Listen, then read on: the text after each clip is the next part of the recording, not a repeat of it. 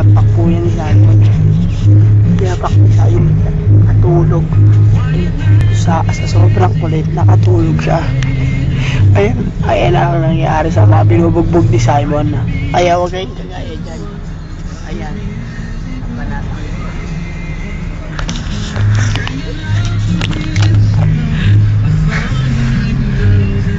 Ayan, pag yung baksak ng group.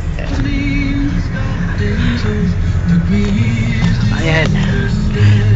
Hanggang sa likod meron yan na binugbog ni Simon. At di na nakaintindi, sinapak na ni Simon sa sobrang kulit. Ayun, may nabubuhay pa kaysa.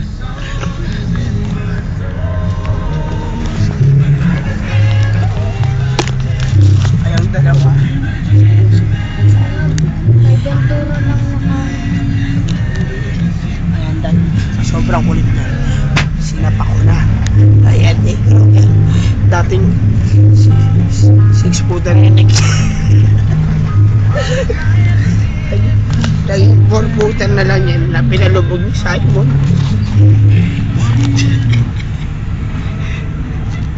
Ito naman, adik, binugbog ni Simon.